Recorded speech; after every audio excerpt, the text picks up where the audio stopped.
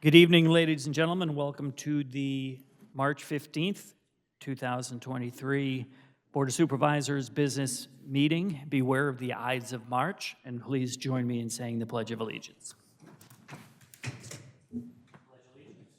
Flag of the United States of America and to the republic for which it stands, one nation, under God, indivisible, with liberty and justice for all. My name is Rick DiLello. I'm the chairman of the board. To my left is Lou Betts, who is our vice chair. To my right is Steve Quigley, who is our third member. On the side tables up front, we've got Bob Brandt and Joe Nolan, who are our solicitor and engineer respectively. And on the back table, we have Sean Halbum and Amanda Lafty, who are our township manager and assistant township manager. First and foremost, does anybody have any informational items for the board tonight? Yes, this meeting is being video recorded for future broadcast, and There was an executive session held on Monday, I forget the date, 13th.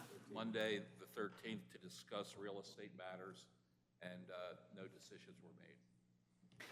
Thank you, Bob. Thank you, Sean. First item on our agenda is public comment. We do ask that you limit your public comment to 5 minutes. Does anybody have any public comment for the board this evening? Okay, seeing none, we will move forward. First item on our agenda is our consent agenda, under official action items. One quick question, Bob. Steve was out last month, so I know we made a tactical error. He should not second or make a motion relative to the consent agenda since he was not at that meeting, or? He could make a motion on the consent agenda, but he should recuse anything on the minutes if he wasn't there for that. Okay. Recuse isn't the right word, but he should defer voting on the minutes, that's all. Can we still do it as one singular motion? Yes. Okay, fair enough. So if anybody would like to make a motion on that? So I'll make a motion that we approve the consent agenda, treasurer's report, bill payment of February 23, February 15, 23 business meeting minutes, and the amount of the money paid was $568,134.62. And I'll second that motion. It's been moved and seconded. Is there any public comment regarding the motion that's on the floor? Seeing none, I'll call the question. All those in favor? Aye. Motion passes. Next up, we have Resolution 2023-08, which is going to be a resolution to grant final approval of the Saharchek subdivision, AKA Bellflower. So, Yeah, someone from the developers here this evening, and I'll start this for you. perfect. Thank you, Bob. Why don't you come up and sit just in case? This project had received a preliminary plan resolution from you. It's gotten easier for me because I cannot pronounce this Saharchek name without having difficulty, so we now call it Bellflower. Okay. So that's made it a lot easier for me. But nonetheless, this is 34.5 acres at 2581 Skippack Pike. It's in the AGR district. It's 16 building lots served with a cul-de-sac, and it's utilizing the conservation subdivision design. The Planning Commission last looked at this February 23rd, 2023. Joe and his folks have reviewed it. Just as a reminder, the resolution of approval would require all conditions of approval be obtained before they pull a permit, compliance with the various review letters. There's a traffic impact fee in this case of $71,586. So that it amounts to $4,474 per building lot. Also, Worcester is going to receive a contribution for trees in lieu of in the amount of $80,000. And also the applicant's going to purchase EDUs from Upper Gwinnett Township for this project. In all other circumstances, you had granted waivers at preliminary plan approval, all of which were recommended, all of which are largely design elements. And Joe, of course, has confirmed those waivers. So you have a very easy final plan resolution before you this evening. And maybe Chuck, if you want to say a word, I did. Well, before we get started, you said the tree. What came after the tree they're donating to the township? Sorry, Steve. I didn't- You said about the trees, they're putting a waiver. What'd you say after that? $80,000. $80,000. Okay, for the trees. Then what was the next item they're doing? I think I told you that they were going to buy EDUs from Upper Gwinnett Township, For public sewer. public sewer. The trees, Steve, are in lieu of replacement trees because the property's entirely wooded and there was no place to put them. So they did, we figured out what the value was, and that's what they're contributing. Are they buying one EDU per lot? Yes. I didn't know the size of the house requires any more EDUs than that, just one per lot. Okay, thank you. Yes. So having said that, Chuck, if you have something to add to what I said, or I think Bob was pretty clear. So Chuck, I'm going to ask you first and foremost if you could do me a favor and just pull the mic a little closer to you and Yes, just certainly. let us know who you are for the recording. Yes, my name is Chuck Splendor.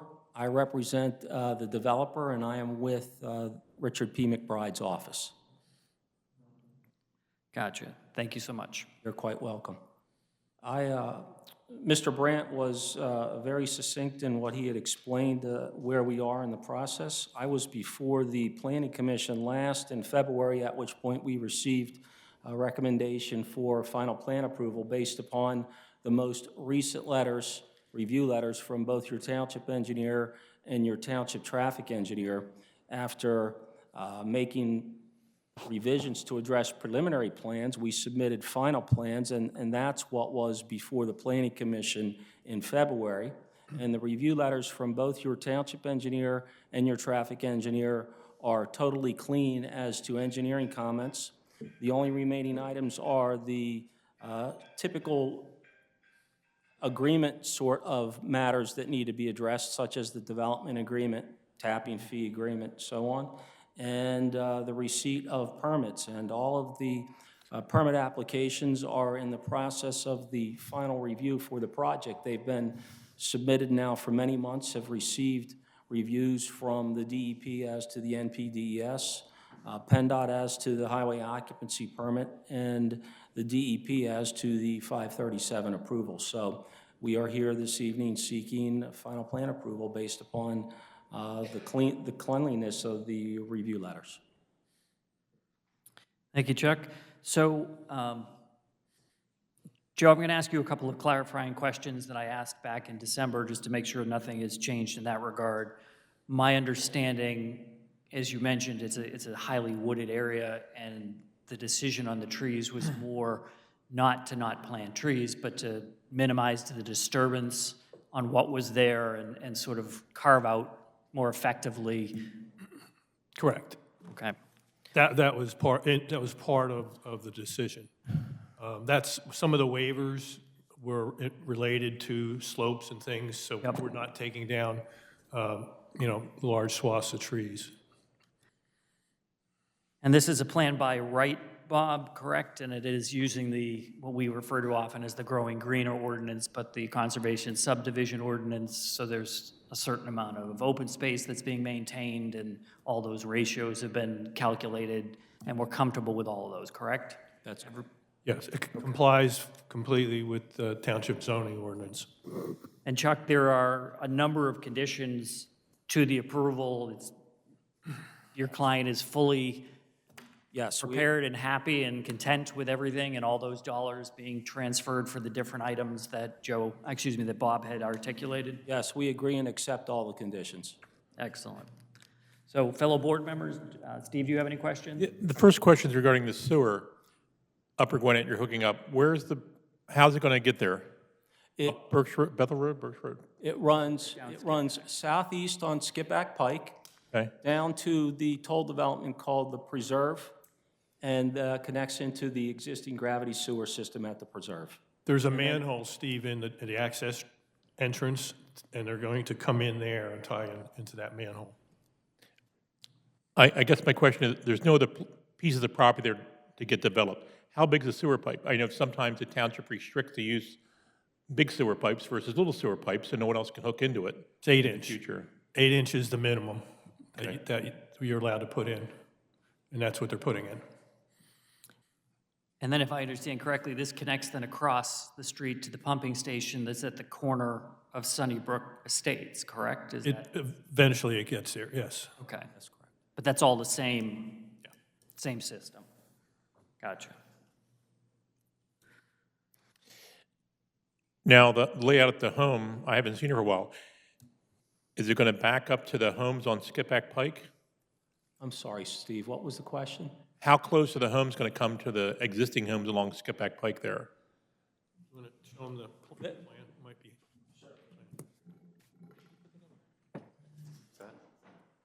We don't have it in the slide. The nearest lot to Skipback Pike is going to be on the southeastern side, 400 feet away, Okay, and on the northeastern side, it's going to still be 200 feet from the back.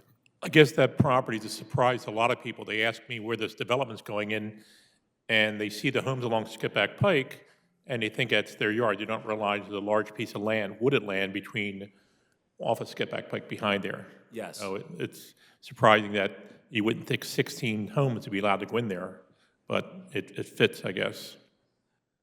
It's a sizable tract Yeah. for only 16 lots, yes.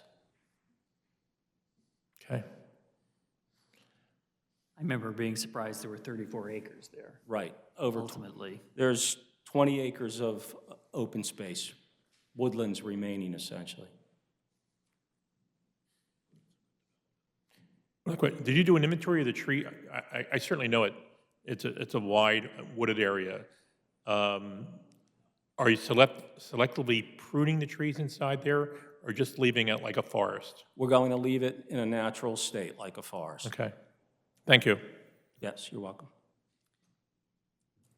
And the other item, Joe, we talked a little bit about in December was stormwater management, because I know some of the, as I recall, and I may be crossing this up, but the topography was a little bit unique, and I know there was some conversation about stormwater management, and I guess I want to revisit that again, and just certainly one of the most common issues we get after developments is that the drainage wasn't this, that, or the other thing, and I just, in my head, was trying to picture sort of where the water was all going to go. You know, now that you make the disturbances, where does the water now go, and does it create a problem downstream in any way?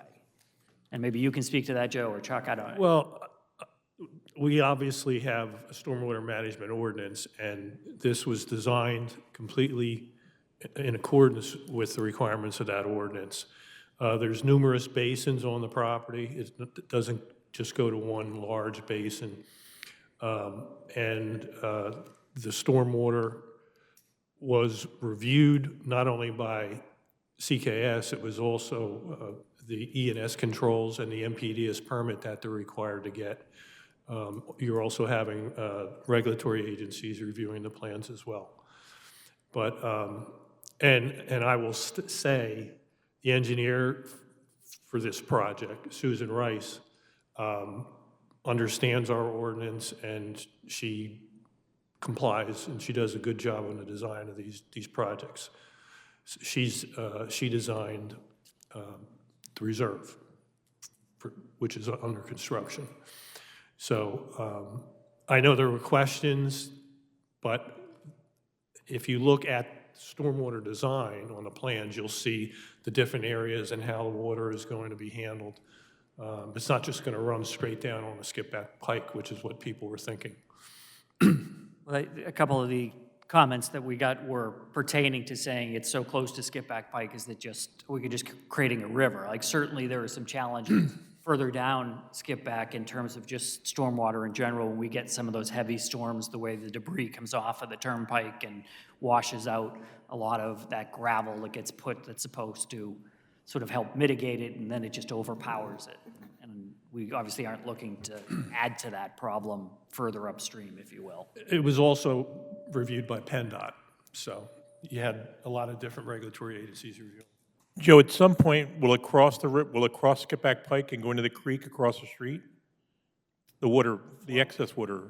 Well, the flow that will be coming off of the property, the theory of stormwater management, you're not increasing the rate of flow coming off the property. So, technically, it's supposed to match what's there now. Okay. But it'll go to the same place the stormwater is going to now. Okay. It's controlled, it's retained, and it's released slowly. That's the whole concept of stormwater management. And the basins are naturalized basins, so they're not the old standard basins with Right. the concrete channel going through the middle. It's all in accordance with the new regulations and our ordinance, our stormwater management ordinance. I know we've approved a couple of those recently for the naturalized basins. Do we have any data yet that they're working better? I mean, or is it still a little too early to tell? They are. I mean, you're retaining water. A lot of people see water in the basins and think that there's a problem, but that's part of the way that they're designed. Right? The other question that came up and was a concern was the maintenance of the stormwater facilities. Right. And there will be a homeowners association here, and they will be responsible for the maintenance. And the township has a stormwater management agreement that will be part of the developer's agreement, basically, which requires them to maintain the facilities. If not, the township can go in and maintain them and then, recoup the cost. Right, I know we had a resident last month was commenting about sort of going backwards on some of these projects from 20 and 30 years ago, and it's good to see that as we're going forward, we're memorializing those agreements and those sorts of things, which... Things are a lot different than they were 20 years ago. Rick, another question. The style of homes going in there, I believe the developer is hopping across one side of Skipback Pike to the other. Are these homes going to be will they look like the homes in the golf course? Well, I mean, the white plastic, Worcester has maintained a style of home over the years. When they build a home, a lot of them are custom homes. They're different. Every house doesn't look the same. I can't say that about the golf course. Maybe the color of the plastic on the siding will differ. Will these be the same style of homes over there? I can't say as to the style, but I could say that they will be of the same quality, size, and market rate of those across the street, probably even a little more upscale because these lots are larger than what's over at the Reserve Center Square Estate. Those lots at the Reserve at Center Square are average 16,000 square feet. These are a minimum of almost a half acre. 24,000 square I'll feet. ask you a question. Are you somehow connected with the property across the street in any way? No, sir. No. Only that the ultimate builder will be told. Yeah. Other than that, no, sir. I guess my concern is, as we have this growing greener ordinance, the conservation ordinance in Worcester, we're running into so many problems, and I think the township manager can testify that we're getting so many zoning requests from these big homes on the small lots. They want a nice deck, they want a nice fire pit, they want a nice pool, they want a nice basketball court, they want a volleyball court in the back, and they only have a small piece of ground. Yes. And it's going to be a problem. We have, I think, Right. every place we've done this so far in the township, they must not understand when they buy the property, what they can do on the property is limited as far as the expansion of the property. And we don't want to be the bad guys all the time, but the property's only so big. That's right. And we won't have that problem across the street. There'll be a little bit of land for them to put a deck or a patio or a pool in. Yes. So it's just, somehow I wish when these developments come in, we could have something stapled on the agreement of sale or before these people know, hey, you have no place to do anything. You're buying the house, and that's pretty much it. You have your side yard and your backyard, and that's it. But it doesn't work that way. Then our township manager ends up being the bad guy, saying, hey, there's no room to build. So, okay. You got any questions? You've asked and answered a lot of questions. The biggest lot's a half-acre lot, is what you're saying? Yes. Well, Well, they average minimum 24,000 square feet. I got it. And then, I don't know, the stormwater is always the big thing. And again, if we're on a report, like every 5 years it gets inspected, that's a thing we have to do anyway, we should anyway.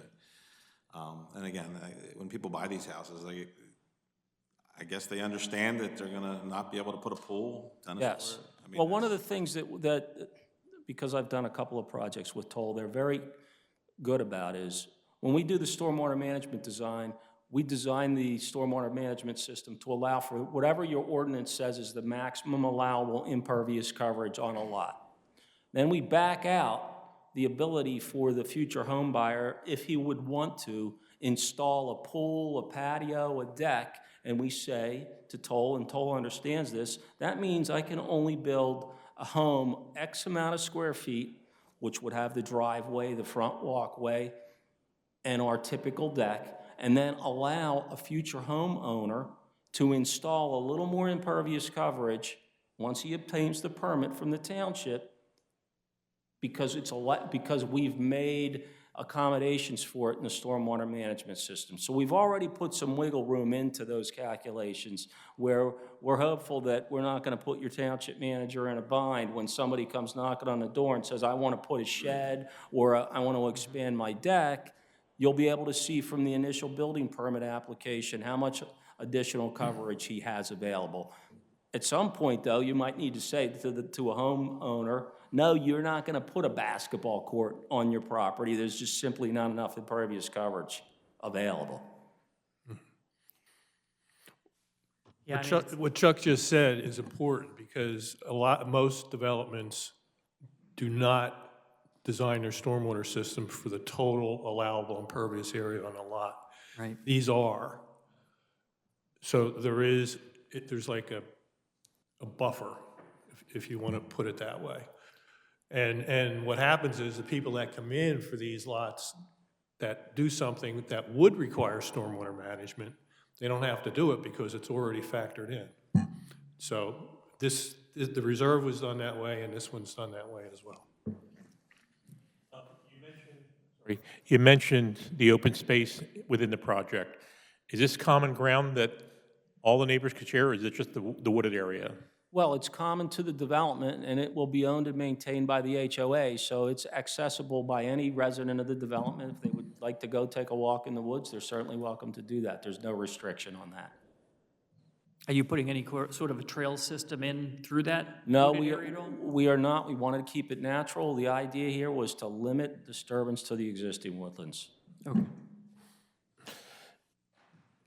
I'm somewhat familiar with the property, and just so we're clear, so they put their own HOA.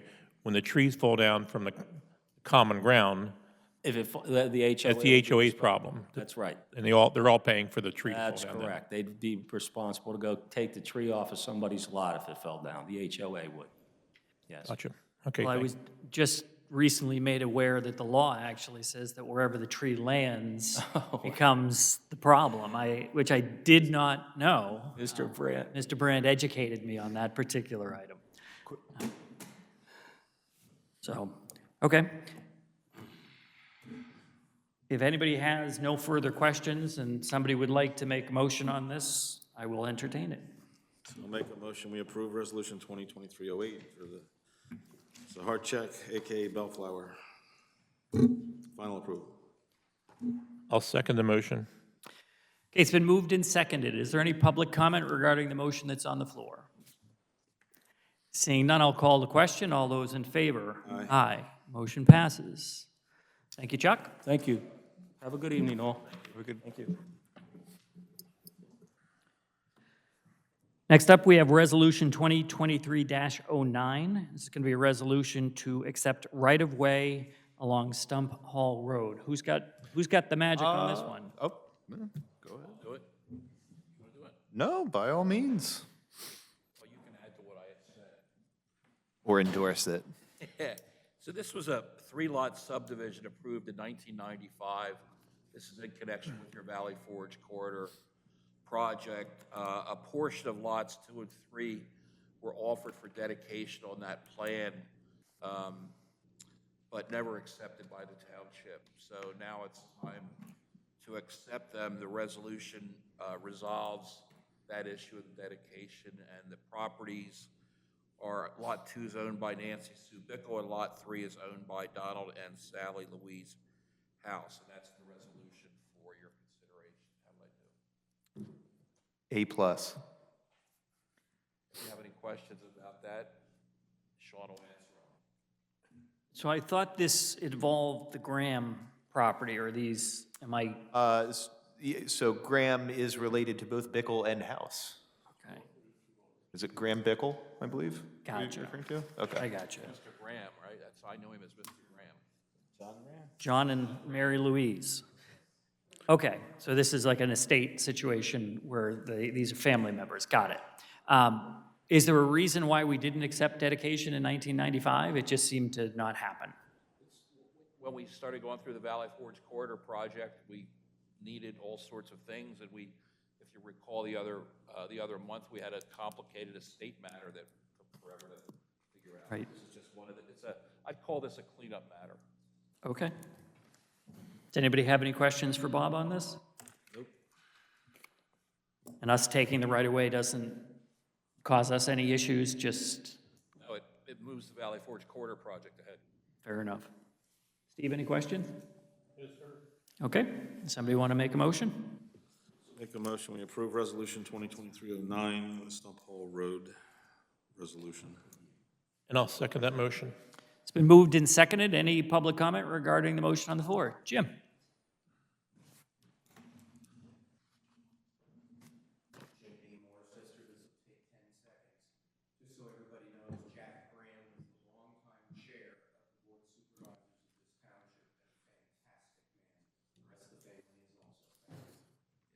Thank you, Jim. Seeing no further public comment, I'll call the question. All those in favor? Aye. Aye. Motion passes. All right, next up, we have a motion. This is going to be a motion to certify qualified volunteers for the Act 172 Earned Income Tax Credit for 2022. Sean, is this on your board? Yes. So the Commonwealth of Pennsylvania allows for municipalities to authorize a real estate tax incentive to qualifying volunteers. The township has passed this ordinance and allows for such a benefit. The Worcester Fire Department, I believe, has a 23 or 25% attendance cutoff, and then they will receive this benefit by way of a letter after this motion were to pass tonight. Got it. And as board members will recall, we did this maybe 2018, Steve? I don't remember exactly, but it was just a way to incent the firefighters, but also just to give back, some way to sort of, I don't know if reward's the right word, but certainly a small way that we can say thank you by allowing them this tax credit when it became available. And certainly, I'm thrilled to see so many people were able to take advantage of it, largely. So I think it's year over year been very successful in terms of getting them to meet the criteria, and overwhelmingly, these are Worcester residents. I know a couple are part of our fire department, but live in neighboring municipalities, but overwhelmingly, these are Worcester residents as well. So, anybody have any questions for Sean on this? No. Yes, sir. Okay, does somebody want to make a motion? I'll make a motion that we approve to certify qualified volunteers for the Act 172 Earned Income Tax Credit for 2022. And I'll second the motion. Okay, it's been moved and seconded. Is there any public comment regarding the motion on the floor? Seeing none, I'll call the question. All those in favor? Aye. Motion passes. Next up, we have another motion. This is going to be a motion to authorize execution of the Township of the Valley Forge Road Corridor deeds and dedication and temporary construction easements signed by, is going to be Timothy Gates and Lisa Nicholson. Right. This is another Valley Forge Road Corridor project. By your motion this evening, you'd authorize signing two things. The first is a deed of dedication for street right-of-way, and the second is a temporary construction and access easement for the project.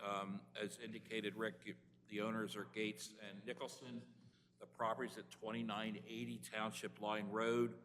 The deed of dedication area is .465 acres. The temporary construction easement is .069 acres, and there's some tree replacement as well.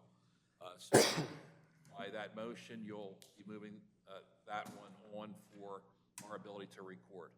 Got it. First and foremost, does anybody have any questions for Bob on this? No. I know we've done several of these so far. Okay.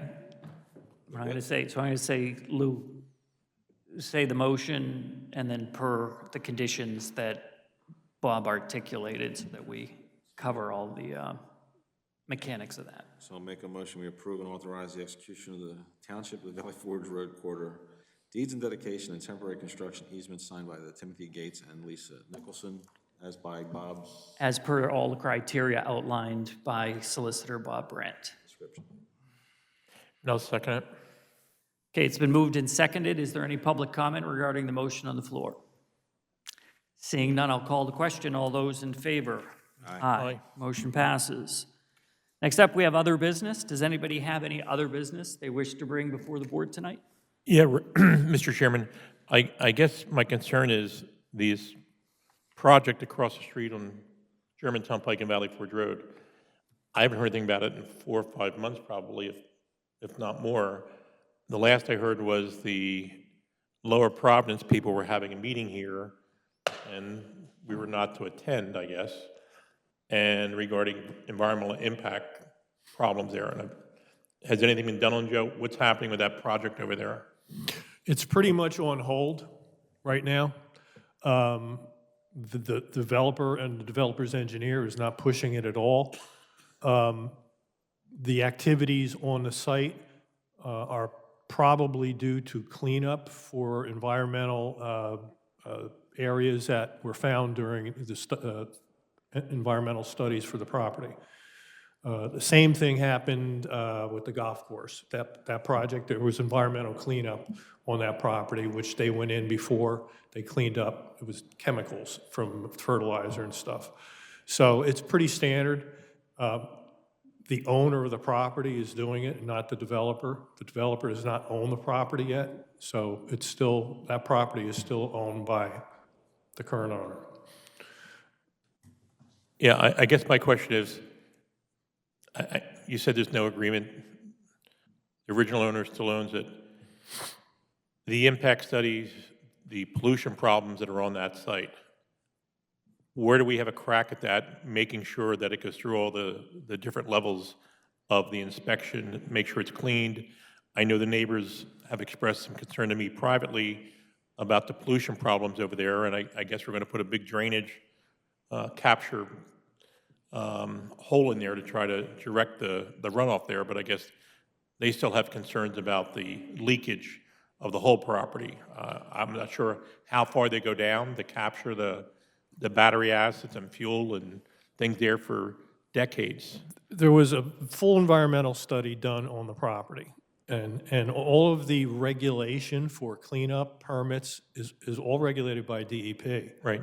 Township doesn't really have any say in the matter. They also have to do a closure report verifying that all materials are moved, and DEP has to certify that that work has been completed in accordance with the required regulations. So that's where we are at the moment. I don't want to get cynical, but, is it DEP like the regulators out in San Francisco with the bank? These people, let's be honest. I mean, hey,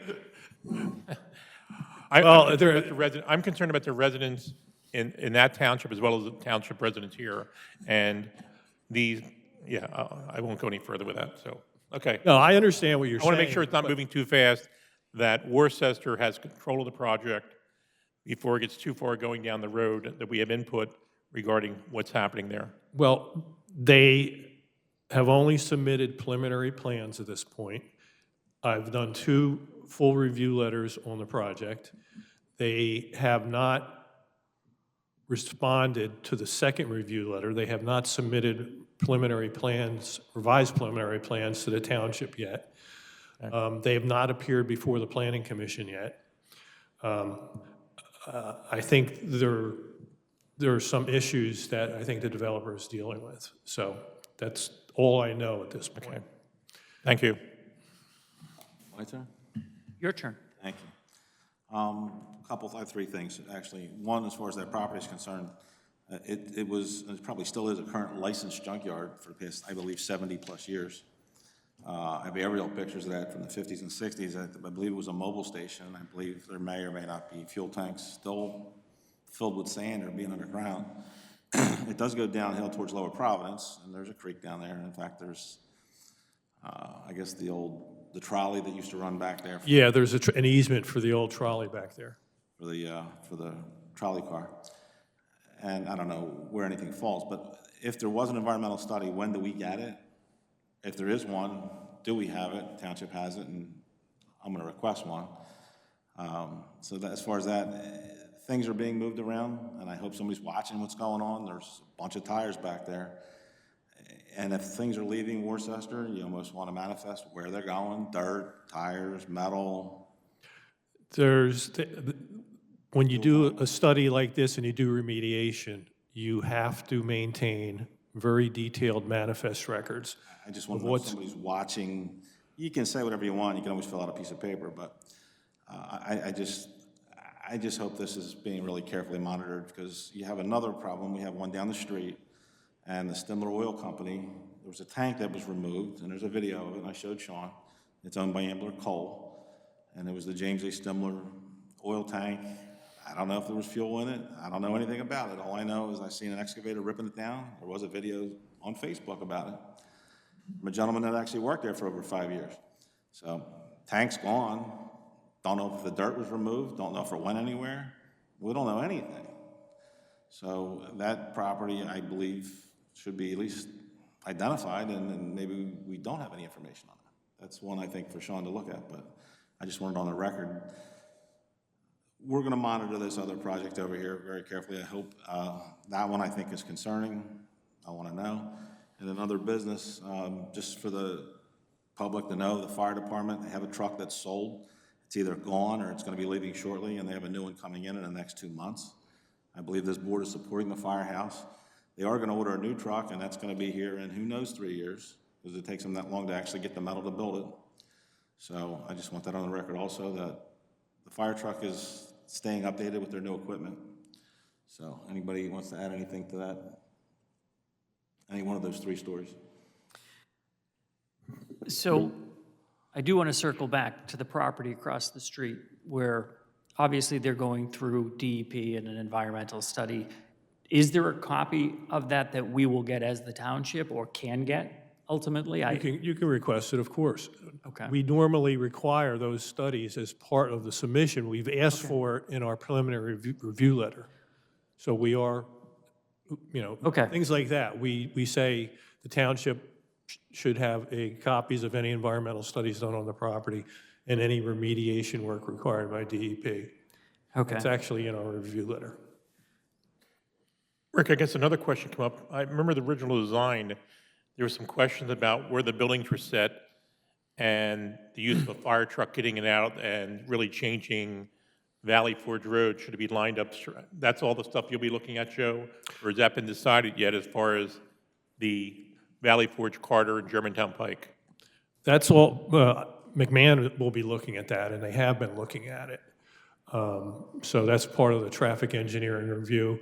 McMahon has also done 2 reviews of the project as well, for initial preliminary and then a revised preliminary. So all of those things will be addressed. Part of the design submission included turning template plan for fire trucks and things like that. So that is obviously something that is looked at for all developments, especially something like this where it's apartments. Yeah. I guess, not that we've never experienced this in Worcester, but essentially something like this.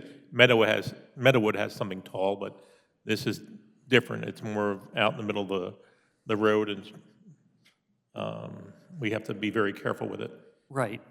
I mean, we want to be very conscientious. I mean, ultimately, we had to make a decision to deal with what we felt was a liability, and you're right, it's not quite as secluded as when they were building the Grove over at Meadowood, in terms of size and scope and some of the things there, in terms of the height and some of those areas. So But that was all specified in the ordinance that was written specifically for the apartments. So it does comply, I can say, it does comply with the ordinance requirements. And the only thing the only caveat was that they did secure a zoning variance regarding a setback from Germantown Pike as well. They've already secured that zoning. Relief. Right. So Lou, you're flinching at the zoning variance. I'm wondering how they, I just identify this variance that was given, just, you have no idea, so Joe can. They the already zoning got it. board, I mean, I guess, but you're saying, but they don't own the property, and You're getting the variance. they're getting a variance? Is No, you can get, yeah, they're an equitable owner. Yeah, yeah. Okay, so what they- somebody applied for a variance for a setback. I don't remember that particular application. I don't remember either. This is sort of my problem. It seems that some of this stuff's being done, and, you know, nothing against the planning commission, but they're an advisory committee, and they haven't even seen it yet, but, you know, I think we're the ones that get voted in by the people, and we pick the people to be on the zoning hearing board and the planning commission, so I think we're in charge of driving the bus down the road on this project. I think there'll be some problems, I shouldn't say problems. People have a lot of questions about it. I think we have to be astute, keeping on top of this whole thing and making sure we're doing the right thing, and we have control of the project. Right. Once again, I didn't realize they had gotten a zoning variance. I didn't either offhand. I don't remember seeing it offhand. There were things, I'm waiting for these to pass back and forth here. So the owner of the property or the equitable purchaser applied for the variance. Would that be a good statement? Who applied for the variance? You don't know that. It would be, probably, it would have been the equitable owner of the property. The He doesn't own it yet, so he can't do it. equitable owner. Right, Toll Brothers doesn't own it, They don't own it. so he can't really do that. Dubner Family Trust. Have a property, the following three people can apply for relief. The owner, the equitable owner under an agreement of sale, or a lessee under a lease agreement with the owner. Those three people can apply for a variance for a particular piece of property. Okay.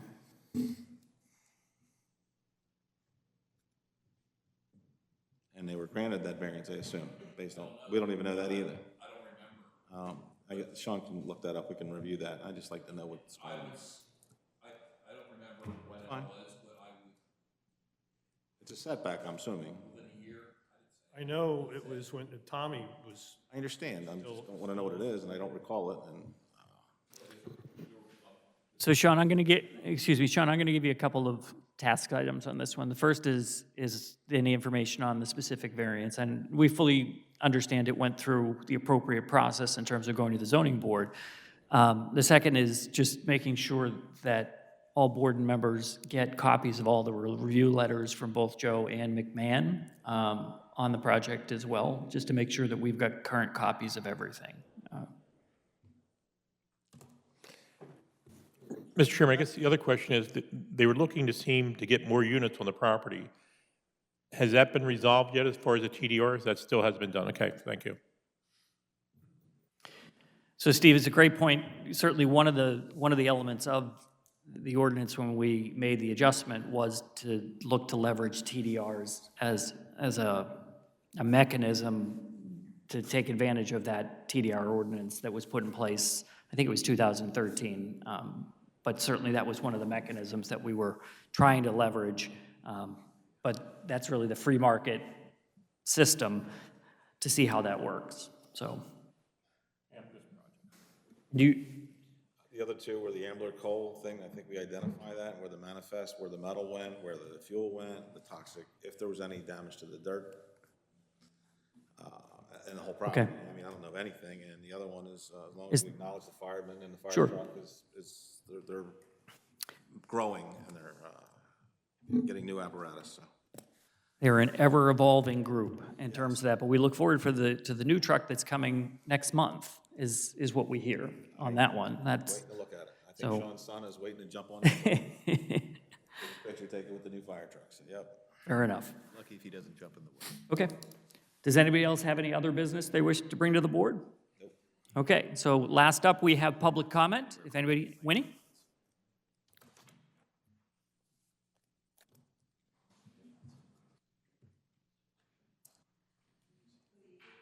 Good evening.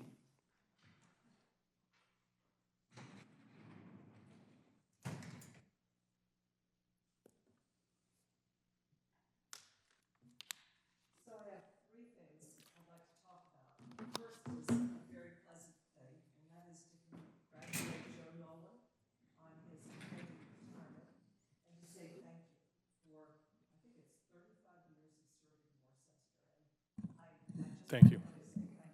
I was going to formally tell the board tonight, but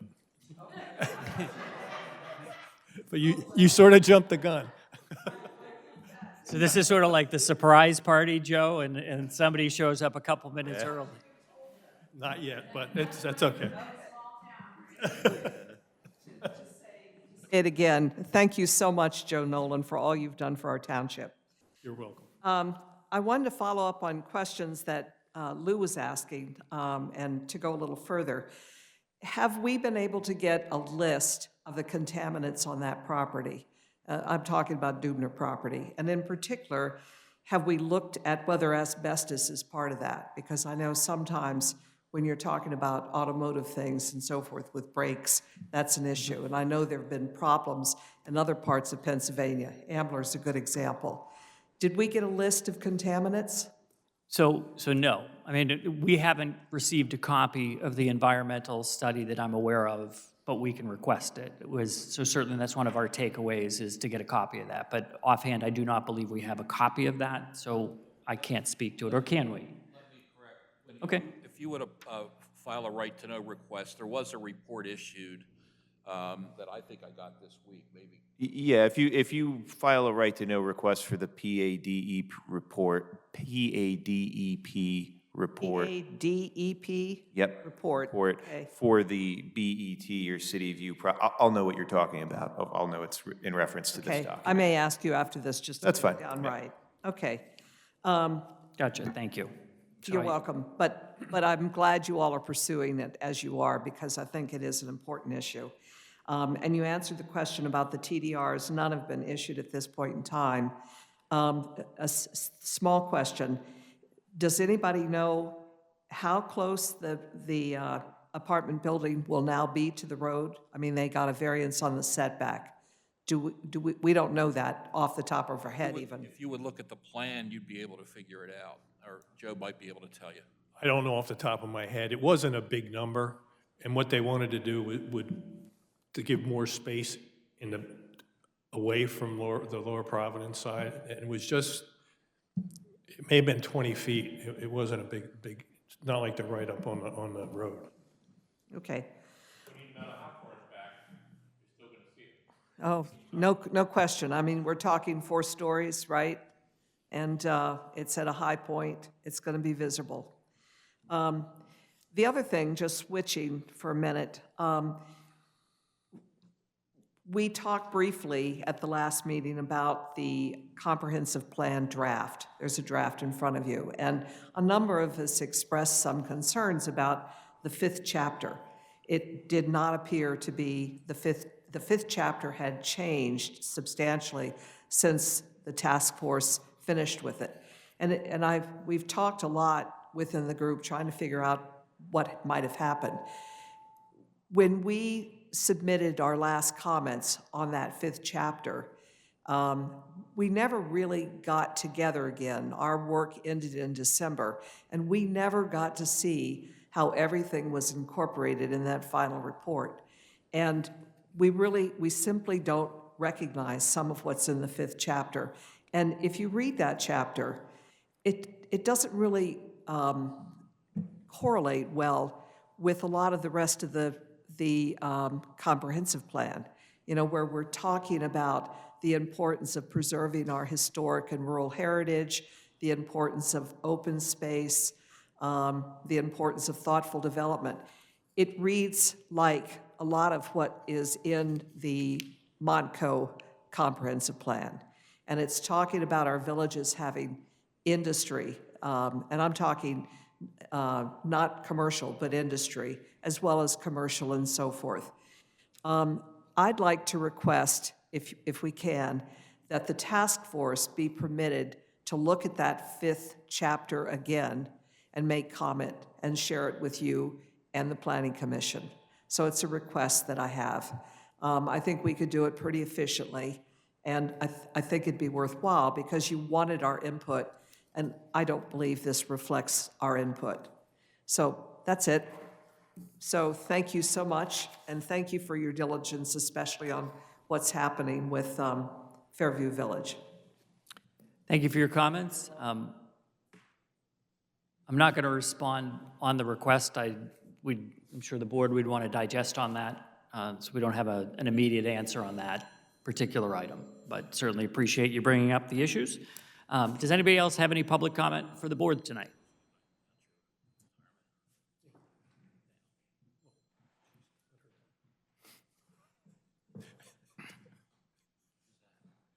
She's on Planning Commission. Michelle Greenewalt.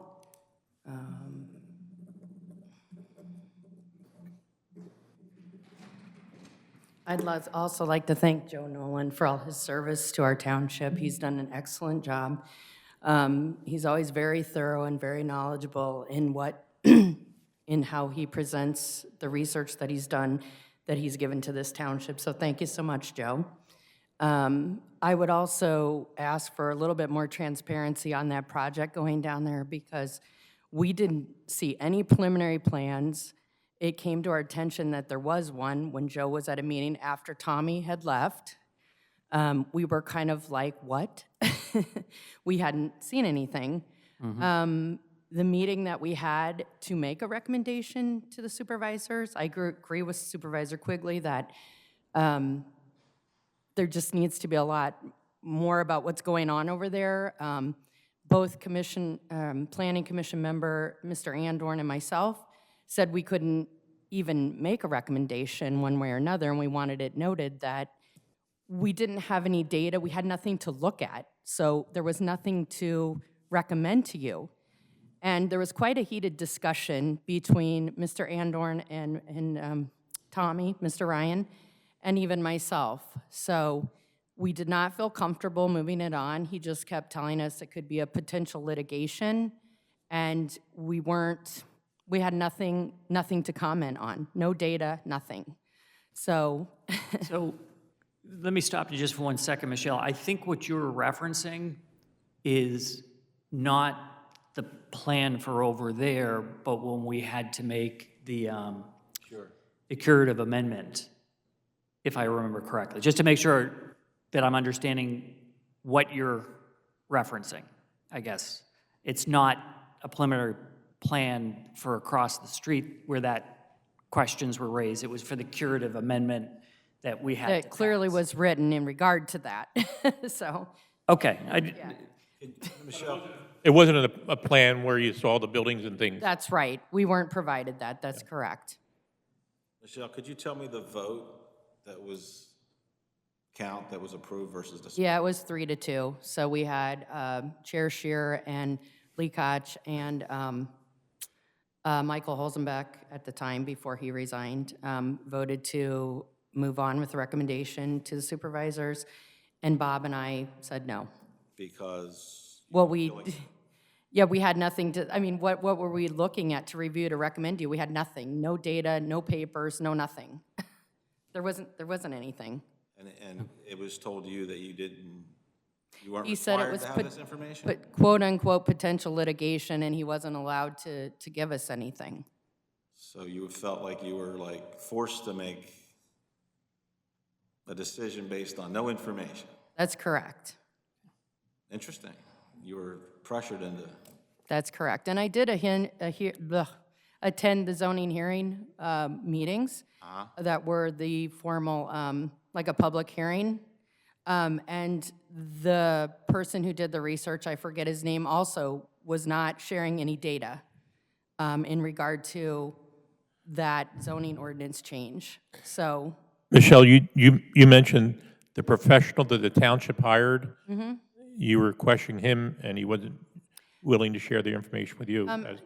I was at the meeting, actually, Dr. Hayes asked for the information, and he said he wasn't allowed to give it, and Tommy, But it was, are you talking about the one here, that we had here in front of this board? in or- front of the zoning hearing board with Michael Labor Okay. and that board, I don't, so. I don't recall it going before them. Bob, Michelle, I'm not sure what you're asking about. The one thing, The public hearing, there's a transcript on it. well, there was a bunch of public hearings. The one you're complaining about was about what subject? The curative amendment, where you froze the ordinance for 6 months. Right, but- we had hearings here for that. Right. that never went before the zoning board that I, It was not before this. No. so I remember the meeting that you're talking about, and Winnie had a lot of questions.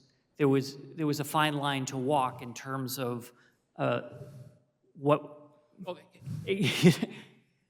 we had hearings on the ordinance that we did the municipal cure on.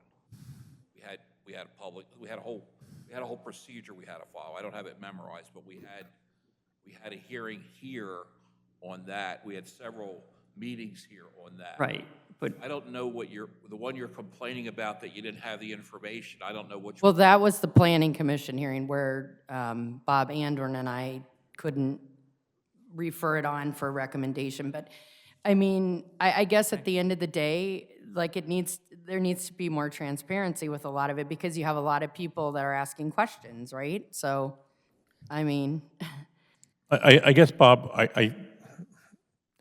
to try to line this up, we discussed having the curative amendment. And so we went and hired the professional planner to come in and pick out property within the township. Yeah, I think when he got done that project, I believe he met with the planning commission to discuss where this thing was going to go. And I think Michelle's referring to now that Okay. when they had that meeting, he wasn't very forthcoming with the information that's right. okay, I'm he was just, willing to share. And I guess, Michelle,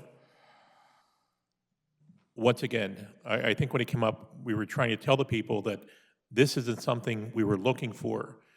This is something that the federal government got involved with and the state government and the county government saying, hey, you have to have so many types of homes. And we hired the fellow, he went out and did a study of the apartments and the different housing living conditions or living places within the township, and we fell below certain standards, which were multi-family homes, I guess, which would be hence where the apartments come from. So it was something that was sort of forced down our throat, and I think this is what the government's doing, which I'm not happy with. But, you know, when this whole COVID thing happened, someone had mentioned what's going to happen is they're going to chase all the rats out of the city into the suburbs. And that's essentially what's happening. It's not only happening here, it's happening all across the county in different areas that they're coming in saying, okay, you don't have a certain place or a certain type of home. And we weren't really in favor of it. I mean, it was something being forced down our throat, and I guess we tried to be proactive in it, that we decided where it was going to go rather than a lawyer. And once again, it came back to somebody else maybe in the township trying to do something, and they could say to the township, well, you don't have so many apartments. And we could possibly put the apartment on a corner lot someplace of like 55 acres that's open. So instead of getting 30 homes in a lot, they could put 400 apartments on a lot because we don't have the area to do that. So I guess the planner, he went back and picked 3 parts out, 3 properties within the township, rather than just taking 55 acres somewhere in the township and saying, okay, we're going to put all the apartments in here. So we, the board, tried to do it. It may not have been the right thing. We try to do the best with the information in front of us as far as the site. Some of us, much like you, didn't agree on where they were going, and that's the decision we have to live with. But we try to look in the situation where the traffic is, where the sewer is, where the bus service, these apartments. And I thought really they're going to be a cheaper apartment, but I understand they're going to be between $3,000 to $4,000 a month. right. And well, if that's affordable housing, yeah, something's not right. But that's, Steve, can I just say, I think your comment is you're missing a point. It wasn't about the property. Her comment is the information wasn't supplied to the board. In fact, it was just, you were like stonewalled. You weren't given any information, yet you were forced to do a vote. And I believe, and then Bob Andorn had come to me and brought a plan with a bunch of different properties that says, why are you picking these three? These three are high-density areas now. And then and that started an executive session that we had to deal with. And again, it just stonewalled, and then you weren't supplied the right information, yet you were forced to do a vote. And I think that's your comment. You and Bob Andorn said, look, you're not giving me anything to vote on, I'm not voting. And yet the other three did vote with non-information, no information. Yeah. Redacted, removed, whatever term you want to throw at it. So, Well, and I mean, it just seemed very, I mean, it wasn't as transparent as I don't think it should have been. And then it was, well, I lost the meeting minutes. And it was, there were other things that sort of transpired around it that seemed a little peculiar, is my son's favorite new word. So, Okay. you lost I'm the just- meeting minutes? Who lost the meeting minutes? Tommy. You lost the meeting minutes. Yeah, that's what he told us. So, anyway, I just think that, Wow. that when Steve was saying that he had some concerns and things like that, it just made me think of all the things that had come up and the thing about the preliminary plans that Joe had said, and Joe was in the meeting, and he was sort of like, you never saw the plans? And we're like, no. So I just wanted it to be known that that's what happened. Right. Okay. And once again, to Rick and I, and even Lou's sitting up here, I got to report back to the planning commission, voted on it. There was some discussion regarding it, but it was a 3-2 vote, and actually more for it than against it. So therefore, there was no more discussion than that, I would say, Rick. There was nothing that you were really upset or Bob was really upset, and they wanted to have more information explained to them. But as you said, I think it comes back to where Right. we are working on this, sitting back, looking at the property across the street, saying, we want to be fully involved in this thing. There's been some misunderstanding from the planning commission already, even accepting where we're doing it. So we have to be on the same page. Well, right, and with what you said, I felt like you didn't know a lot of it either then, and then that was a little concerning to me, that you still had a lot of questions as well. So I thought that you probably, as supervisors, had that knowledge as well, so that, again, was a little bit concerning. But Bob also had the same thing with the comprehensive plan, because we sort of went through the transition of township managers, and he didn't receive a copy of the plan. And so he's like, I can't vote on this because I didn't read this. So there was another incident where that happened, and Bob would be happy to share with you, I'm sure. So Right. I'm not going to speak for him, but he didn't get to review it, so. So, okay, thank you. Thank you, Michelle. I appreciate it. Does anybody else have any public comment for the board? Yes. Bert, I'll get to you in a minute. Go ahead, Joe. I want to formally let the board know that I plan on retiring this year. My goal is to shoot for June 30th at this point.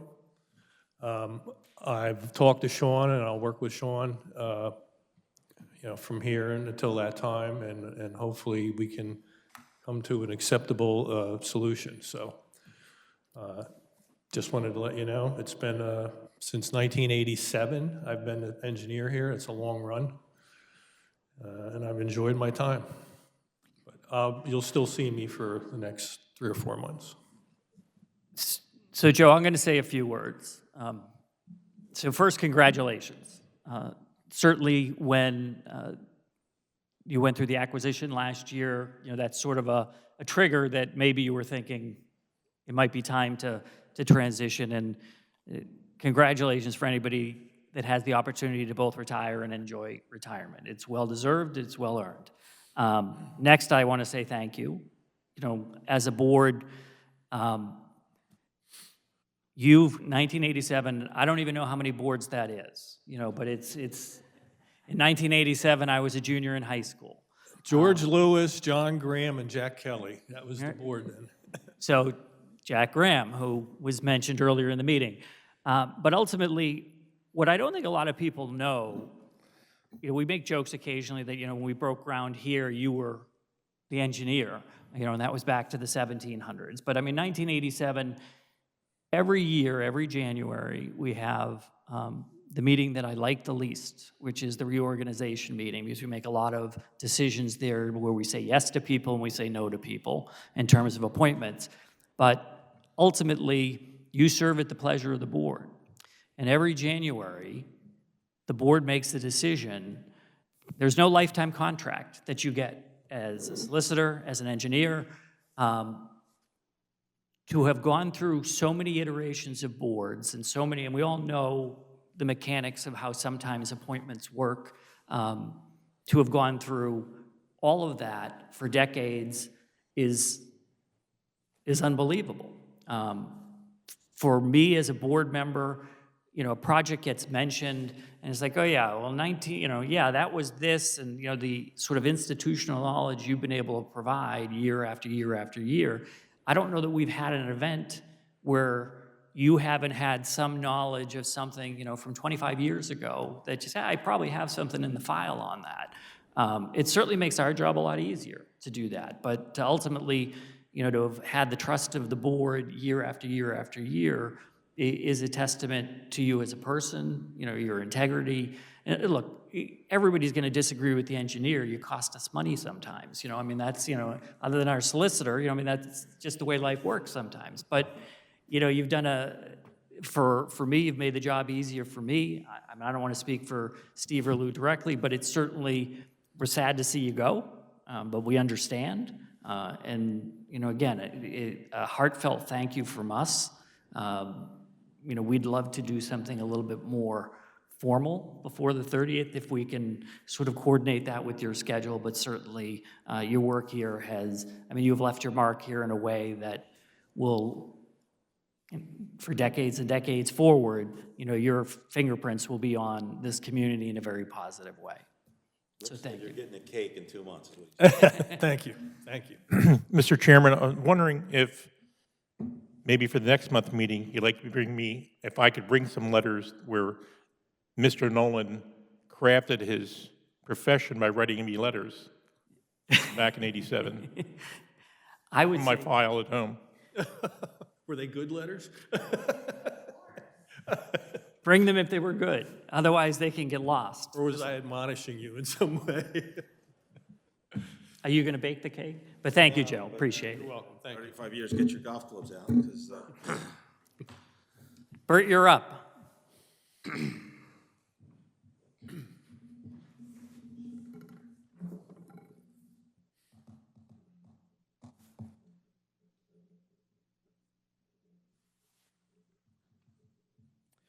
Bert Hines, Worcester. I want to begin by congratulating Joe. Anyone who's been in a position successfully for 35 years, that is an incredible record and a great history. So congratulations, Joe, for a well-earned retirement. Secondly, I'd like to comment on the fact that I really applaud the board for their diligence and their commitment to overseeing the project over here on the corner of Valley Forge and Park Avenue. Lou is correct. There was a mobile station there at one time. That property has gone through many incarnations. Gas station was just one of them. It was a car dealership for Kaisers in the 1950s.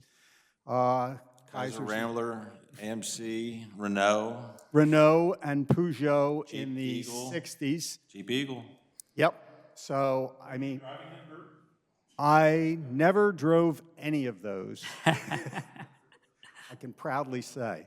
And the other tradition that used to occur in the 50s on that corner, on a Sunday, if you were in Fairview Village, there was a plume of black smoke all day Sunday and into Monday from the tires that were being burnt in the junkyard there. Yeah. So it was just commonplace in the 50s and into the 60s. So I think it's prudent and it's extremely wise for you to pay close attention to every step, making sure that DEP does their job and that no stone goes unturned there.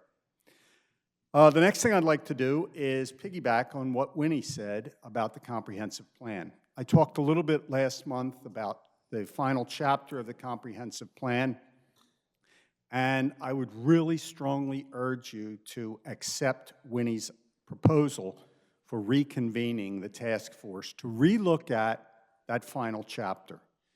I've gone back over it again since last month. The charts and graphs that have no sourcing are of major concern. Some of the ideas and things that are in there suggesting that commercial and industrial development will yield much more tax benefits than residential housing.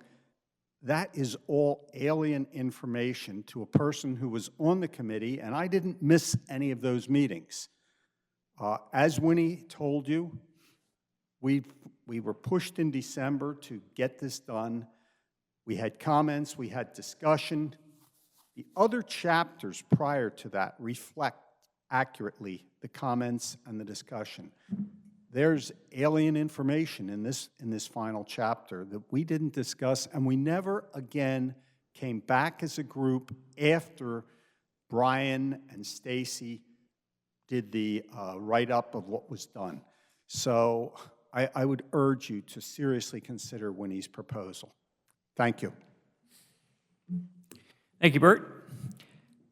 Does anybody else have any public comment for the board tonight? Seeing none, motion to adjourn. Thank you for coming, folks.